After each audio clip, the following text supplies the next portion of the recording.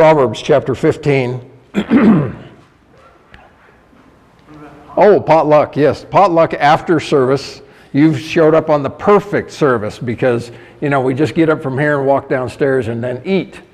And my favorite thing in the whole world was always Bible study and dessert, We would go somewhere and have a Bible study and then dessert. I think it probably should be in the other order, dessert and then Bible study. But, it's all eating and it's all good stuff. So if you'd like to, you can come join us. There are always plenty of food. So come down and make yourself at home.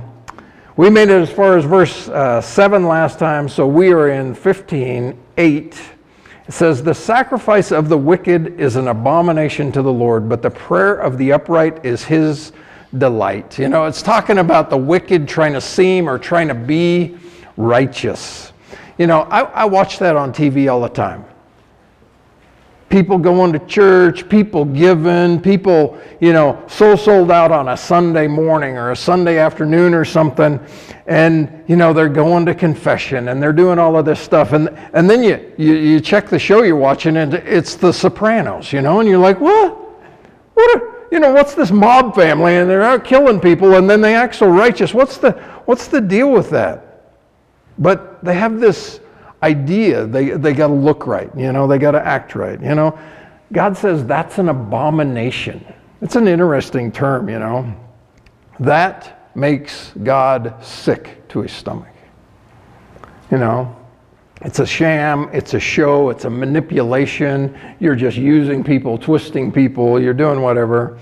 But the simple prayer of the upright, don't you love that? The simple prayer. Just that one that you just throw, oh Lord, this thing's been on my heart and I just throw it up to you and yeah, here you got it, Not the sinless prayer, not the perfect prayer, not the flowery prayer, not the, have everything right prayer. He delights in that. And I think we, sometimes we got to give God credit. He really likes us. Because sometimes we think, I didn't make him very happy this week and, we always got that kind of a mad dad God. And we need to have the happy dad God. In 1 Samuel, verse 15, or chapter 15, it says, then Samuel says to Saul, who he told Saul to go kill all the Amalekites and, wipe out everything they have. And Samuel shows up and here's all these sheep gathered around, and here's the king of the Amalekites, and here's all of this stuff going on. And Saul says, has the Lord as great a delight in burnt offerings and sacrifices as in obeying the voice of the Lord? Isn't obedience better than all of that stuff that you think you need to bring? Behold, to obey is better than sacrifice, and to heed than the fat of rams. For rebellion is as the sin of witchcraft, and stubbornness is as iniquity and idolatry. I find that interesting. We have people that think, well, it's all about the sacrifice, but it's not about what you do day to day. And God's all about what you do day to day, in the little moments, in the little times, and not about the big things, generally, right? Verse 9, the way of the wicked is an abomination to the Lord, but he loves him who follows righteousness. The Lord hates wickedness. You read through the Bible, you listen to Christian people, the Lord loves us. The Lord loves everyone. But the Lord doesn't love everyone's doings. He doesn't love everyone's actions. There's always that separation, and people struggle with it. Love the sinner, not the sin, right? We're to love people, but we're to correct the issues in people's lives. God loves people, he hates sin. But he loves those who trust in his word. He loves those who are confident in what he says and just carry that through. Verse 10, harsh discipline is for him who forsakes the way, and he who hates correction will die. This idea, strays from the way, the way, the truth, the life. That's Jesus, That's the gospel. This is walking God's way, walking on God's road. Walking away from Jesus, walking away from his word, walking away from his gospel, And if you choose not to be corrected in that, you're just straying and straying and straying, and people are trying to pull you back, or something's trying to pull you back, and you're refusing that, then all of those choices lead to death. That's an interesting thing. All of those choices lead to separation. Spiritual and physical separation. When we rebel against God, we are forcing him to use harsher measures to get our attention. Have you ever noticed that? You know, we kind of, oh, well, that's not very important. Oh, that's not. And next thing you know, you get hit by an 18-wheeler off in Wyoming somewhere, you know. And it's like, oh, wait a minute. Maybe I should pay attention. Maybe God's trying to get my attention. You know, because I'm kind of a 2x4 pastor, you know. He knows how to get my attention. And usually it's, bam, you got your attention now? Let's talk, you know. But I'm hoping you're smarter than that, right? You're a little softer than that. Hell and destruction are before the Lord, so how much more the hearts of the sons of men? God sees it all. We know that, right? He knows every outcome of every choice. He knows every thought. He sees everyone who has passed on before us. Billions of people across planet Earth. He's seen them all. He's known them all. He's in heaven. He knows those who have gone there. He knows those who are in Hades, you know. How much more does he see the hearts, the motives, and the desires of the living people right now? Those who are down here in this struggle, in this path. David said in Psalm 19, he says, "Let the words of my mouth and the meditations of my heart be acceptable in your sight, O Lord." You know, we can bless him through worship. We can bless him through prayer. We can bless him through obedience. But we also bless him by the desires of our heart, by our thoughts, by just the simplest things in our life.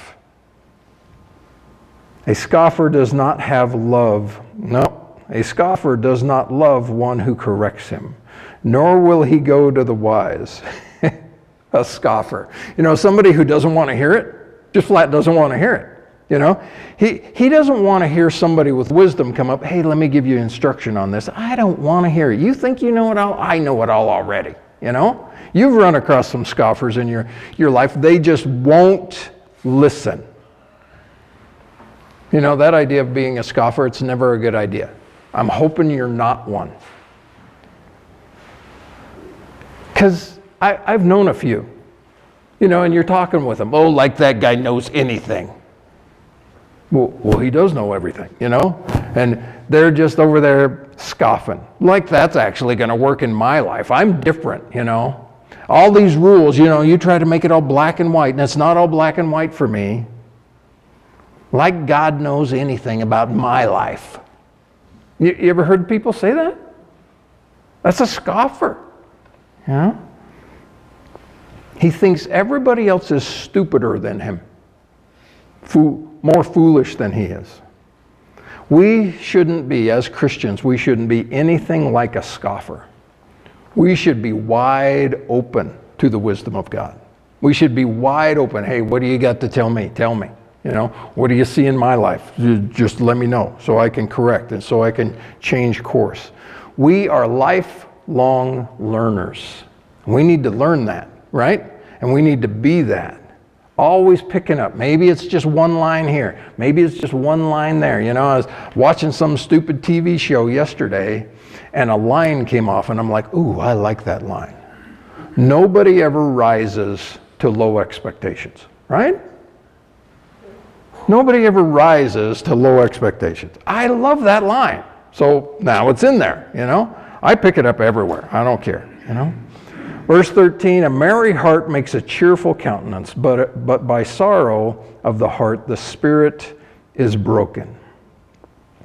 Joy produces a happy face. Have you ever seen that? You know? But sorrow, and you've seen them both, right? You've seen them both in the mirror. What we are on the inside comes out on the outside. My whole life, walking through churches or walking down hallways or just walking around, people have this impression of Mark. Because Mark was stuck with this face, this kind of outlook. And I'd be walking down the hall and I would hear people say, "Is he mad? Is he mad at me? He looked right at me and he had that look on his face." Well, I got to admit, for years, I didn't have a happy countenance, wasn't exactly a joyful person. And it's taken some years, but every once in a while, somebody has actually caught me smiling recently, It's actually happened, and I circled the date on the calendar. It's like, yes, that's what needed to happen in Mark, It's true enough, Mark was planting in the wrong field for years and years and years. And I had to abandon that field and start planting in the right field. And then joy started to come in. And then, every once in a while, a little smile would show up, a little crook on my face. Hey, that's funny. Hey, that's smart. Hey, that's good. The heart of him who seeks understanding seeks knowledge. The heart of him who has understanding seeks knowledge. But the mouth of fools feeds on foolishness. A wise man never stops learning. I'm a guy who never, ever wanted to go back to school. Once I walked out of those doors, I'm like, I'm glad that's over. I'm never going to another place like that as long as I live, But it's interesting because as soon as I get interested in something, I like old cars. And so if you like old cars, you got to figure out a lot of things. Well, how do you weld? How do you do that?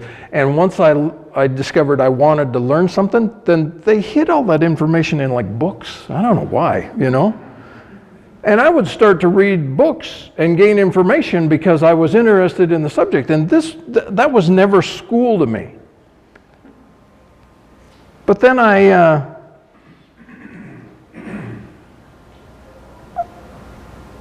learned that I actually like learning when it's something I'm interested in. Christianity, Jesus, the Bible. I just dive right in. It's like, oh man, that's a great fact. Oh, I love that. Oh, I tear that stuff up. But, I got saved and I started reading. I had never read a book in my whole life, seemingly. I'd read one book since I graduated from high school. By the time I was 33 years old. One book. And I read it in a weekend, It's like, well, that's enough of that. Good thing Tom Clancy only puts out one book every 3 years or something, That's all I can do, And then I get saved, and God just lays it on my heart. I just start reading. Just start reading all of these books and the Bible, all kinds of stuff, and I'm like, what? Who's this guy, And yet I understood something, God makes bookworms and he makes tapeworms. I'm more of a tapeworm kind of a guy. I listen to MP3s, I listen to radio, I listen to all kinds of streaming stuff. I listen to all of that stuff. Some of you guys are bookworms. You just can't get enough of them papers and words and stuff. I've never been a real word guy. I love hearing it, though. I love listening to it. But we're to eat, we're to partake, we're to bring it in, Bring this stuff in, put it into our minds, put it into our hearts, because you will become what that is bringing in, what you're bringing in. It actually becomes you. There's plenty of foolishness out there. I don't want to be caught up in that. I want to be wiser than that. Verse 15, all the days of the afflicted are evil, but he who has a merry heart has a continual feast. Our attitudes affect our outlook on life. The pessimist and the optimist. Is the glass half empty? Is the glass half full? Neither. It's empty now, One only sees problems. One only sees opportunities. You know the two kinds, don't you? You can talk with somebody for 2 minutes and you know if they're a pessimist or if they're an optimist. One sees the pains and the trials and the struggles and I'm looking forward to a week of this, yuck. And the other guy's like, man, I can't wait to get in there and get that fixed and get this done. They see the blessing, they see the end game, they see the opportunities. One is determined to be mad, to be upset, to be an Eeyore.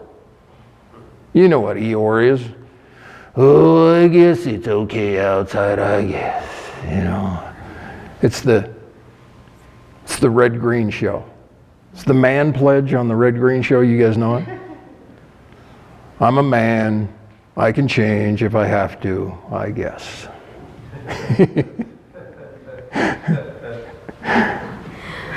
While the other guy is just determined to be happy, is determined to have a good time.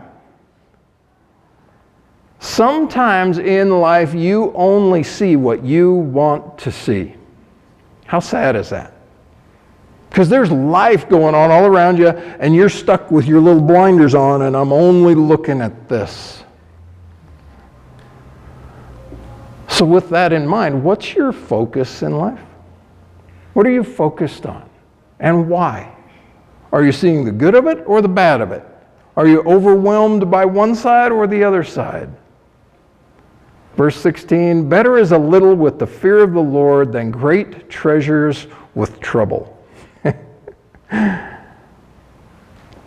Just having a little bit, but knowing I'm okay with God, knowing I'm right with Him, man, that is a great place to be. I may not have it all, may not have all the answers, I may not have all of the other stuff, but I know I've got enough for today and I'm okay with God. That is a terrific place to be. That is better than great treasures. Most of us are sitting there going, Mark, you sure about that? You can have all the treasures in the world. You could be a Bill Gates, you could be, one of those people that just have it all, born with a silver spoon in your mouth, but never have the opportunity to know Jesus. Who's better off? The poor guy, living in the 800 square foot single wide trailer. Got the old 73 Datsun parked out front, That guy who's in love with Jesus and knows he's all right.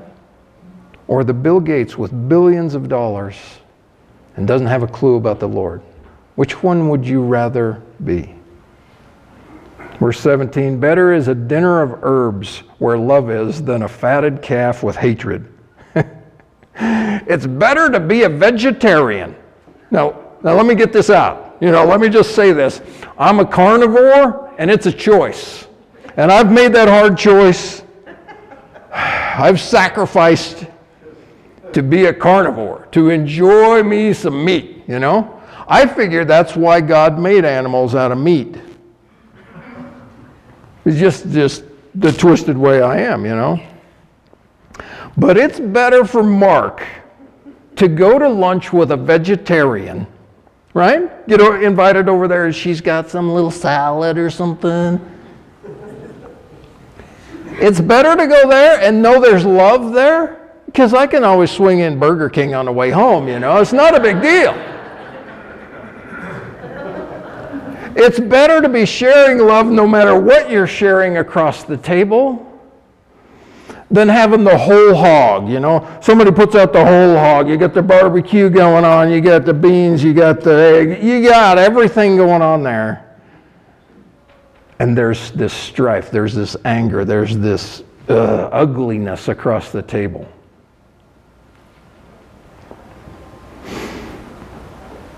The best thing about a meal shared with other people isn't the food, right? It's the fellowship. It's what happens across the table. Because this thing, my wife will always say, I'm hungry, where do you want to go? And I'm like, if they serve food there, I'm pretty much okay. I'll figure it out. She likes Mexican food. It's her, she would eat Mexican food every day.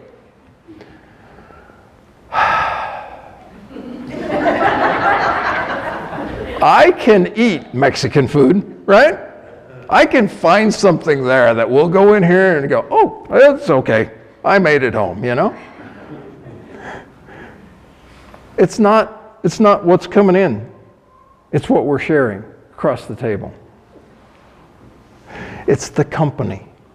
And that's better, you know? And it's really sweet if you're sharing fellowship, if there's love, if there's communication going on there. I just love that. Better is a dinner of herbs. And you know, just salad comes to my mind. It's just, whoa, salad. Because my wife, every once in a while, you know, I love her. She's great. She's amazing. But every once in a while, she'll fix a dinner. And she learned this early on, you know. She'd fix some dinner and there's 7 courses, but there's no meat anywhere on the table. And I eat, and then I look at her. Was that dinner? And I know it was, but you know, I get in trouble here. Because if there is a meat, I'm not sure I ate. I'm just weird that way, sorry. Way too much Mark this morning. Pray for me, would you? A wrathful man stirs up strife, but he who is slow to anger allies contention. A wrathful man, someone who loses their temper, a hothead. There's always a fight waiting to happen inside some people. You know those kind of people. They're just waiting for the wrong word, the wrong inclination, you know, that wrong look. And, whoa, what do you mean by that, you know? And here it comes. But a person who is slow to anger, the person who knows how to smooth things over, because any old fool can lose their temper. Any old fool can blow it, right? Make a situation go from bad to worse to even worser. But only the wise person knows how to diffuse that, how to bring it down a notch. They know tact, and they know, you know, they know a soft answer turns away wrath. They know some of these proverbs. They're able to put them into practice. Verse 19, the way of the lazy man. Here we go again. There must be a lot of lazy men in Solomon's day because he writes a lot about these guys. The way of the lazy man is like a hedge of thorns, but the way of the upright is a highway. The lazy man simply makes things hard for himself. Oh man, I would get up except I ache all over, and man, I don't want to ache all over. And you know, it's like a hedge of thorns. You know, I start to do something and it prickles little things, and things are sticking in me, and it's painful, and I don't want to get moving. But the way of the upright, you know, he's diligent, he's hardworking, he's up with the sun, he's after it. You know, that's like a smooth highway. Compare a smooth highway with a hedge of thorns. Which one do you want to go through? You know. Our culture wants to look ahead and say, it's all because of privilege in your background. You guys were so privileged, you got all of this stuff, and we didn't have those privileges, and we got stuck with all of these things, you know? But it wasn't privilege at all. It wasn't privilege. It was blessing from God. This family knew to be diligent and hardworking and use the system and work the system and get ahead and do all of those things. That is not privilege. That's wisdom. That's blessing. It's hard work. It's having the right attitude. It's charging in. But sometimes it's simply just our own laziness. Our own lack of diligence. That's why we're behind. That's why we don't have what the other people have. That's why we didn't get there. A wise son makes a father glad, but a foolish man despises his mother. A wise son. You parents know all about this, right? A wise son. Anybody ever have one of those? I mean, I'm not sure my dad ever did, you know? I mean, maybe eventually somebody got there. It just brings joy to a parent when you see a little kid wanting to do things right, wanting to do it good, you know? But the foolish despises, breaks his mother's heart. You know? It's only a foolish, ungodly child that will purposely break his mother's heart by the choices he's making. Some children are unaware that they're breaking mom's heart until they have a kid. And then you have a kid and the kid starts to act up and you're like, oh man, I did that to my mom the whole time. And you make that call or you go see her. Hey mom, little Jimmy was doing this thing. And now I totally understand, Mom, what you went through with me. You know? Every mom deserves that call, doesn't she? I was pretty much a stupid, I was the dummy here. I was the fool. Folly is a joy to him who is destitute of discernment, but a man of understanding walks uprightly. Folly is joy. That should never be in a sentence together, right? Folly, doing stupid things and acting up, that is joy to him who lacks understanding. Lacks. When I enjoy foolishness, it reveals who I really am inside. Right? I'm a fool. The Proverbs says, what I enjoy in life is reflected in my heart. It's what I'm drawn to. You should be able to look at what you're drawn to and look back at the thing and go, man, that ain't right. Something's wrong here. I'm off track there. What's going on, Without counsel, plans go awry. But in the multitude of counselors, they are established. And this is godly counselors, We should never be afraid to ask counsel about anything from godly people that we are surrounded with. Get all the good advice you can get. It's just smart business. Because it's very, very valuable. It will save you from the school of hard knocks. It will save you from so many hard mistakes. Many of the wisest people in your life won't just share information. They want to be asked. Hey, Bill, what would you do? I find myself in this situation. What would you do? And that's when they share. Ask counsel. Go seek it out. It doesn't mean to go get counsel and then immediately go out and do what that person told you to go do. Well, that's also foolish. No, you go get all the counsel you can, and then you go to the Lord and say, Lord, I find myself in this situation. You asked me to go get counsel. I went and got counsel. Here's the counsel I'm receiving. Now, Lord, give me wisdom in how to apply that counsel. Because wisdom is applied information, right? Correctly applied information. How do you see this, Lord? How do you see it working out? What's your take on this? Where do I go with this? Americans have a bad habit of making most of their choices all by themselves. We look around at the world, we watch our buddies, we watch the world, and then we go, but I'm going to do it this way. And we just charge out there, never asking anybody else for counsel. It's not very sharp. We need that input. If we would just broaden our funnel, to bring information in. Because with godly counsel comes security. With godly counsel, man, that's great help for your situation. You're sitting there thinking, well, I don't know anybody else has gone through this. And yet if you went and asked 10 people, 8 of them have gone through the same thing you're thinking you've never gone through. Nobody's ever gone through it.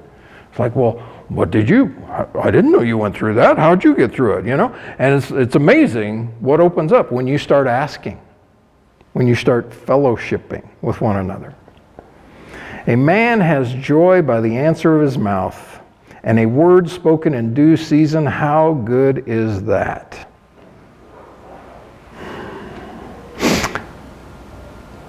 It's one of the greatest,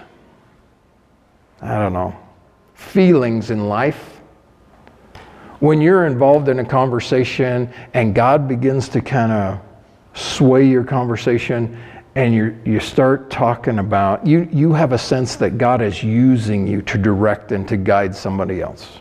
When God's information is coming, He's using you like a conduit, and it's coming through you to somebody else. That is an amazing thing. He's given you wisdom. He's given you knowledge. He's given you understanding, and He's using you for this other person.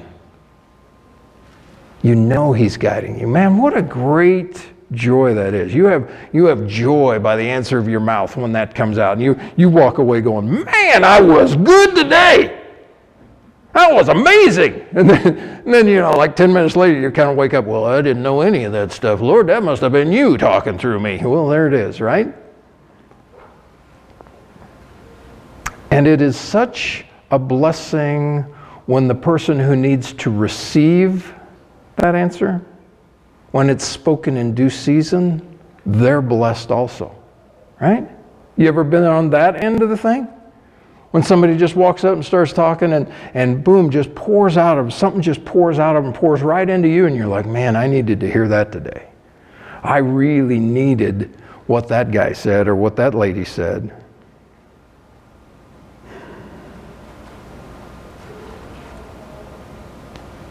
Verse 24.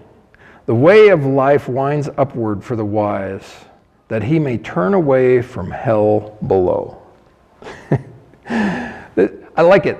The road to heaven is a windy place, right? I get the idea that it's just like a spiral going up. And there's another road that's a spiral going down. I don't know. One of them's like a highway, and one of them ain't so much that way, It's the way of life is upward for the wise. You're either fighting to walk uphill. It's a struggle. It's hard. Every step. It's like, oh, I am not good at climbing this hill, right? It's like the first time you go out in the spring, you've been that cold, dead fish, all winter, locked up next to the fireplace, the TV on and your book or whatever. And then spring comes. And well, I'm going to go for a hike, So you go over to the Manan Butte and you decide, I'm going to hike up the Manan Butte. And about halfway up, where it turns a little sandy, you're going, whose idea was this? This is hard. I don't like this anymore, Your legs start to ache. In Matthew chapter 7, Jesus says this, enter by the narrow gate, right? For wide is the gate and broad is the way that leads to destruction. That's the downhill, easy sloping thing, It's so easy to walk that way. It's so natural for man to walk that way. And there are many who go that way, right? Because narrow is the gate and difficult. It's uphill, it's hard, which leads to life, and there are few who find it. Chuck Smith, one of the things he always said was, any dead fish can float downstream. Right? And it's pretty true. But we're not supposed to be dead fish, right? You ever, we were in Alaska and the salmon run was on. And you see those little salmon and there's a 5-6 foot waterfall, and they're sitting down there, they're hiding behind a rock and they're getting up their strength. And then they dart out and they just swim like crazy. They're water, and they jump. Didn't make it. Come back and jump. Didn't make it. And come back and jump. And then they go back behind the rock. They could just turn around, float back out to the ocean. It'd be fine. That isn't what they were built for. They're built to get over that waterfall. That's what we're built for. We're not cold, dead fish, guys. God has us in this place on purpose. You know, if he was done with us, we'd just drown you at baptism. No one going home, Lord. You know. But no, he left us here so we could affect other people, other dead fish, right? Verse 25. The Lord will destroy the house of the proud, but he will establish the boundary of the widow. It's in the Hebrew, it's the Lord himself will do this. God is actively involved in the affairs of men. And I say that, men and women, and I say that every day. Oh, I'm not doing anything that's important enough that God would be involved. You know, it's not a big thing, you know. I remember this story about Spurgeon. Some woman come up to Spurgeon and she goes, you know, you were talking about praying about everything. Well, I don't do that. I don't want to bother God with anything that's not big. So I just take the big things to him. And Spurgeon looks at her and gets that kind of half smiley thing he did. He goes, ma'am, what in the world in your life would be big to him?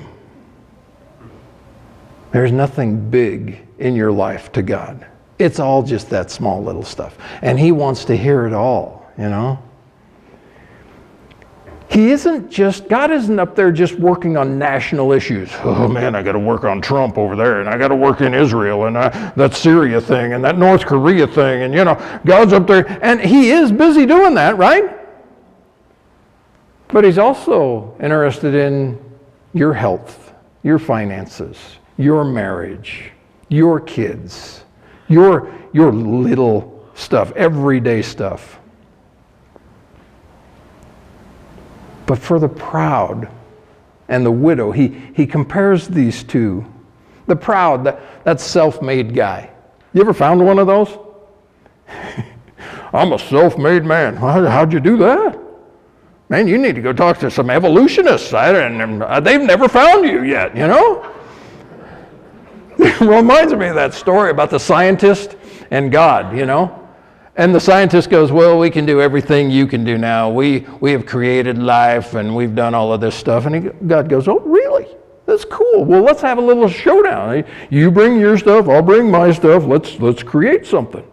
So they show up on this certain day in the laboratory and they go, you know? And God's ready and he looks over and the scientist is unloading this big pile of dirt over there. What are you doing? Well, we take dirt. We make all this stuff out of dirt. And God says, get your own dirt. You're starting with mine, you know? God has a way that he deals with the proud.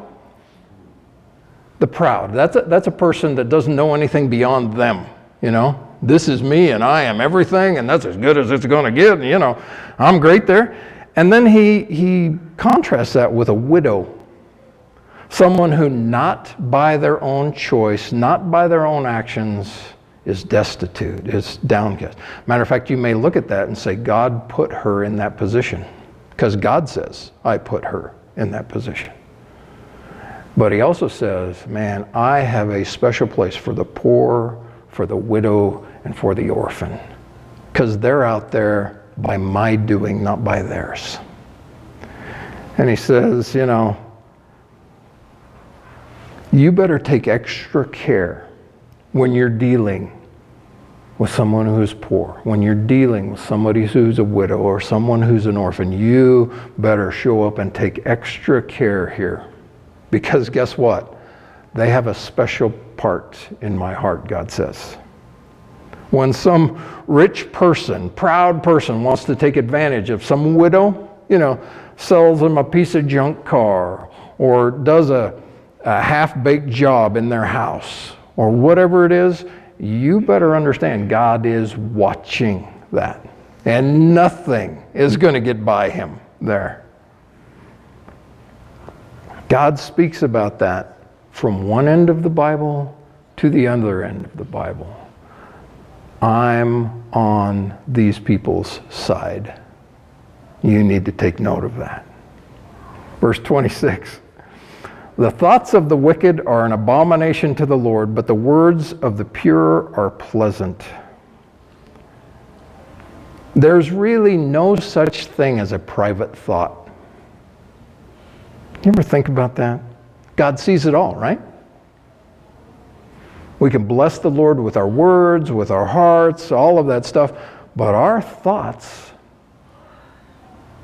it's like they're coming up on the teleprompter, you know, and it's like we're carrying that little cartoon cloud around above us, and all our thoughts are just being written there, and God's just, man, that guy's off in left field. Yeah, this guy's, look at what he's thinking, you know. Hopefully you're discovering the blessing of beginning to take every thought captive to the obedience of Christ. Now, when you first start doing that, you're like, this is an impossible task. Are you kidding me? Because like every 2 seconds, another thought pops up, and you're like, oh, Lord, take that. Oh, Lord, get rid of that. Oh, Lord, you know. But eventually, it kind of calms down, and the big ones start to roll in, and you start to roll them back out, you know. Just as fast as they come in. Nope, that's not from you, Lord. Nope, that's not pleasing to you. Nope, got to remodify that one before it comes in. Verse 27, he who is greedy for gain troubles his own house, but he who hates bribes will live. This deals with bribes. This is probably somebody in a prominent position, right? Greed makes us vulnerable to all kinds of problems. All kinds of problems. Just look at Wall Street. These large corporations around the world, so-called charities that bring in millions and millions of dollars and send out $10 here and $20 there. Solomon says that one issue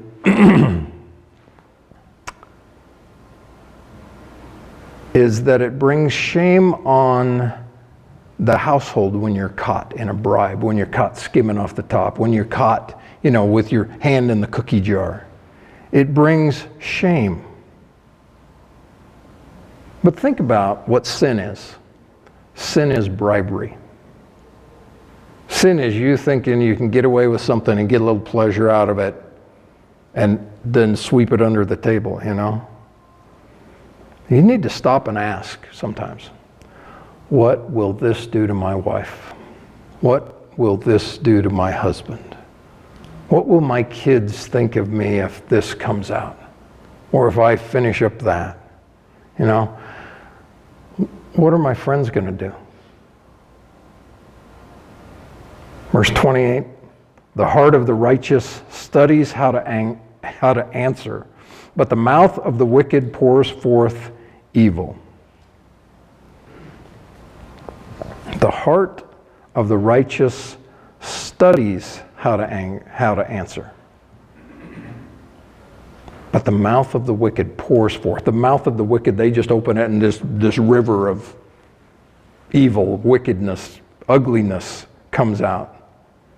You know some people like that. You get in a conversation and next thing you know, the mouth's wide open and there's just this gushing flow, you know. There's no thought. There's no rhyme or reason to it. It's just coming out. But the righteous, I love that. The righteous study how to answer. What do we say when somebody says this? How do we answer when that goes on? You know, I remember I was just a Christian, you know. I'd just show up at church. I'd be an usher. I'd play usher, you know. I had a badge and everything. It was cool, you know. And then I ran the video thing for a while, and I did this and I did that. And then Rick twisted my arm, and he said, hey, I got this guy, came in for counseling, and I can't meet with him. Why don't you meet with him? And I'm like, what? I'm no counselor. What are you talking about, counseling somebody, you know? And it's like, well, you just go in, you know? And I'm in there, and I'm like, now I'm thinking, oh, Lord, what do you... And, you know, when you start to counsel people, you get some very interesting situations. What are you going to do when this happens? Oh, I've never been when that situation happened, you know. And nobody ever gave me advice. It's like, I don't know what I'm doing. You don't just consider what to say, or you consider how to say it. You consider the whole thing. Feelings, emotion, love, truth. I've got to blend all of this stuff together. As a pastor, it's very interesting. Because as a pastor of a small church like this, I must recognize that you are a blood-bought saint of God. You're the bride of Christ. Who am I to give you advice? Who am I to tell you, well, that was stupid. What'd you do that for, you know? Who am I? Oh, you're special to him. Oh, now I really got to walk rightly there, right? You're chosen. You're elect. You're born again. You're loved. You're kept by God. So when somebody comes to me, even when they're a fool and they've done something really stupid, I gotta go, wait a minute. I can't come in judgmentalness. I can't come in harshness. I can't come in all of these things. How would Jesus answer this guy? How would his groom, her groom, answer? With that in mind, wives, how do you talk to your husbands?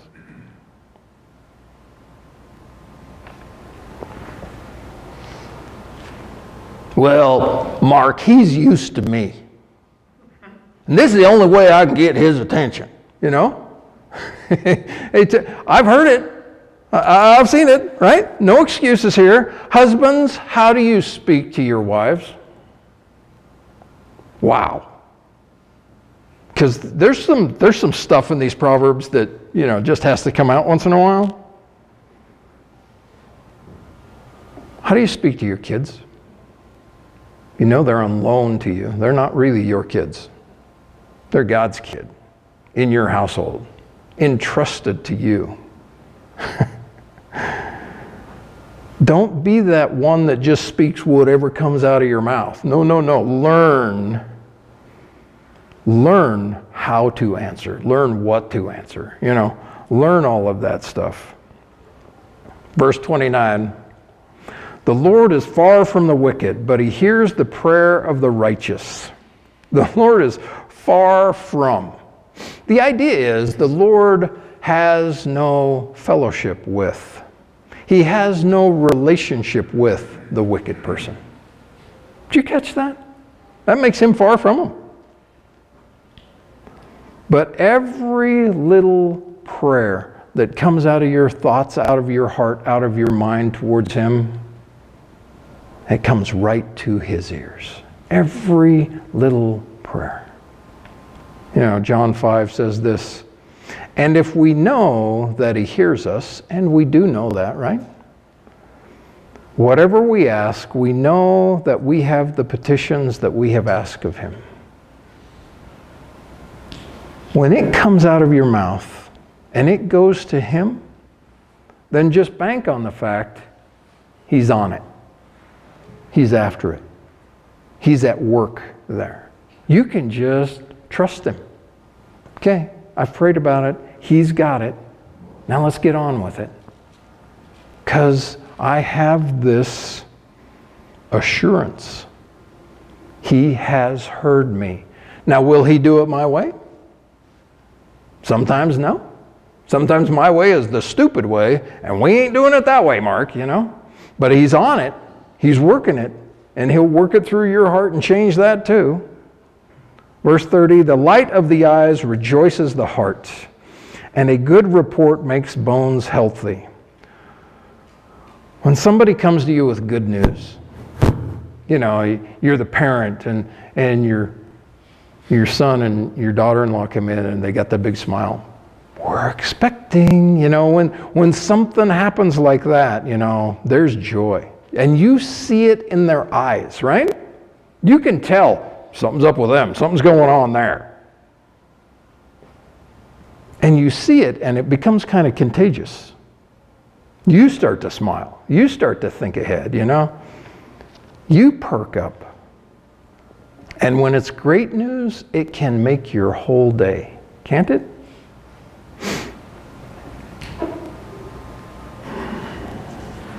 You know, again, I've always been the opposite of this. I think Mark's mad at me. Grandpa's mad at me because he looked at me in the hallway with that look that he's got, you know. And it's taken me years to get rid of that reputation and to get rid of that face. I'm still not sure it's all gone, but you know. Your countenance impacts others. Are you walking around with a joyful countenance? With a smile? With just knowing God has me? And that's good enough for me. Let's get on with life, you know. Yeah, things are ugly.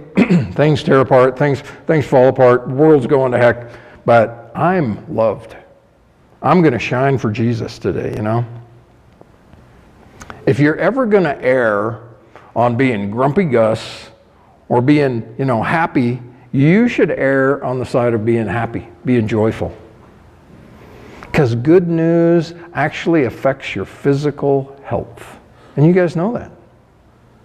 You can carry around that thing and it just chews you up on the inside. You got to give that up. You got to let that go. God, I've prayed to you about it. You've got it. I'm going to trust you. Let's walk on. Now that's, you know, I could say that in like 2 seconds and it sounds really easy, right? But living that out is a little tougher. But it all comes down to this. Do you trust Jesus? Do you know that he has you? If you know that he has you, then walk on. It's all going to work out for your good. That's what Romans says. For your benefit, it's going to work out. Verse 31, the ear that hears the rebuke of life will abide among the wise. The ears that hear. The ears that bring it in and chew on it. Right? They hear correction. They hear rebuke. They hear, you know, you're kind of off base here, you know. They hear even the hard things. And it changes them. It affects them. It redirects them. That's the wise person's habit of life. Always be open. Because even when the mean, ugly, bad person comes in and just chews your head off, there's some sliver of truth in what they imparted to you. And you need to discard all of that other stuff. What was the main thing? Is that true about me? And then walk on. Say, Lord, that probably still needs to change in me too. Let's go. Verse 32, he who disdains instruction despises his own soul, but he who heeds rebuke gets understanding. He who disdains instruction, morality, right and wrong, blessing and cursing, you know. You've talked to the guys, you know. Oh, don't give me all of that malarkey. Don't give me that Jesus stuff, you know. That person who refuses to hear is just hurting themselves. They're just isolating themselves. It's actually hurting their soul deeper than their flesh. That kind of person, the proverb says, hates his own life. He's his own worst enemy, we would say. But the one who hears even those hard things to hear, they hear the rebuke. They hear the rebuttal, you know. They hear the thing. That one gains and grows and learns and improves and becomes better.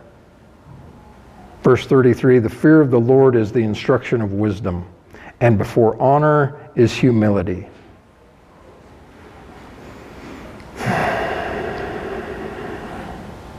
It's our respect for God that opens us to receive his information, his instruction. You know, there's that verse that says, If you want to be blessed by God, then you must understand that He is, and that He is a rewarder of those who diligently seek Him. The first thing, if you want anything from God, you got to understand that He is there. You got to believe that He is who He says He is.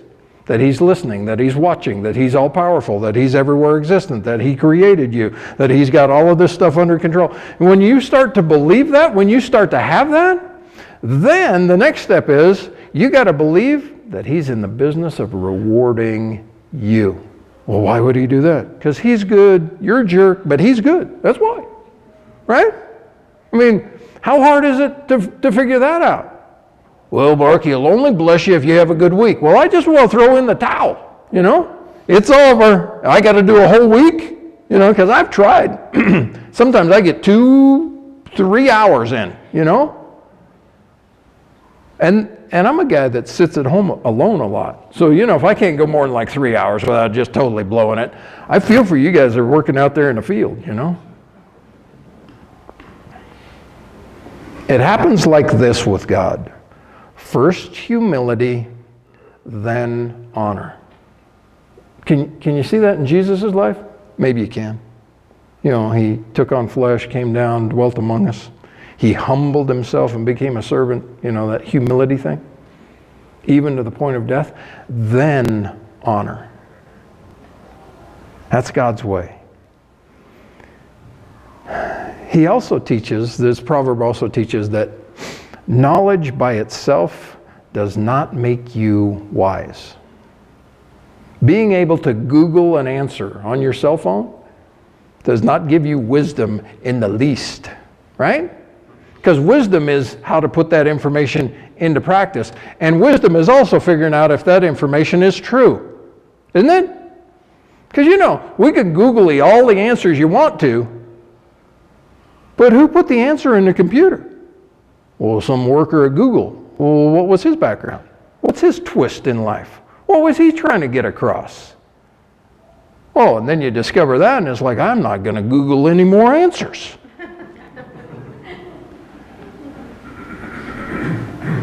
Some know a lot of stuff. You've met some people that are just rocket smart, but have no wisdom at all. You know, because knowledge doesn't come from the Lord. Wisdom comes from the Lord. And wisdom only comes from the Lord. That's a tough one there. And it's the fear of the Lord. It's the fact that you honor Him, that you respect Him, that you know Him, that you have Him in His proper place. Because without that, without knowing who God is and what He is to you, then all the knowledge and all the understanding and all the hoopla in the world is worthless. It's worthless. It's meaningless unless He's behind it. But when He's behind it, then wisdom becomes this amazingly powerful thing. And I'm just reading through Solomon's thing this morning when he gets made king, and he goes and takes that sacrifice of the 1,000 animals, you know, and he does that, falls asleep that night, and God shows up to him. And God asks him one question: what do you want from me? What would you answer? Well, Lord, I'd like to live pretty comfortable the rest of my life, you know, just to hang it up, you know, that'd be cool, you know. What would you answer? You know what Solomon answered?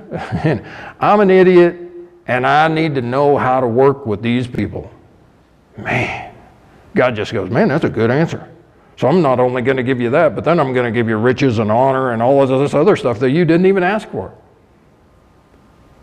Because he was smart enough one time to ask the right guy, ask for the one right thing, you know, wisdom.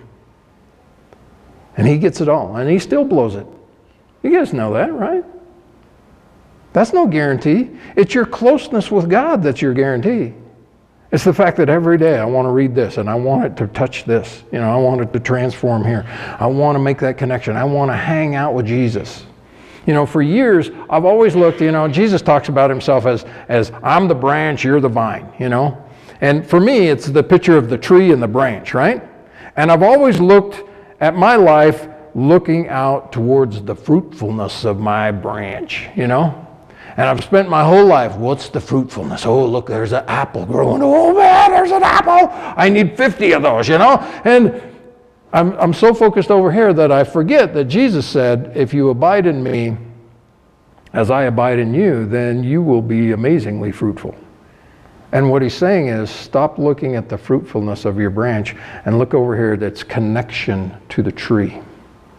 Because you guys know, if something gets caught up, something gets clogged up, you tie a wire around that connection, that end is going to die. Because the life that's in Jesus can't then flow through your branch.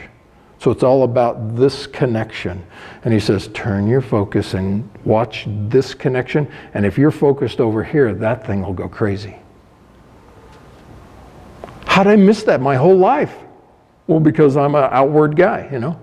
I'm always looking at the outward. You know, it's biblical. Man looks at the outward appearance, right? God looks at the heart. What I'm learning to do is act more like God.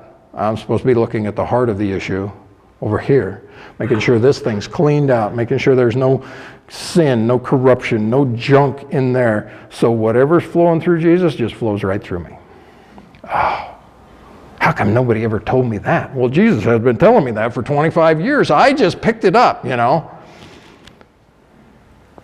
It's the fear of the Lord. It's the fear of the Lord. It's knowing him. It's honoring him. It's adoring him. It's keeping him in his right place. And that will allow you to take all of his information and turn that into wisdom for your life. Lord,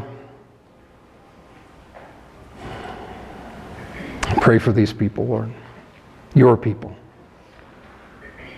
Lord, that through these ears that you've given us to hear, Lord, that your word would sink deeply within us. Not just settle in our minds, but travel down to our hearts, where we would be changed, be transformed, be renewed. And God, that you would wash us and cleanse us and keep us. Lord, we know that you are a good God and that you are for us. You're not against us. Lord, your heart is to bless and not curse.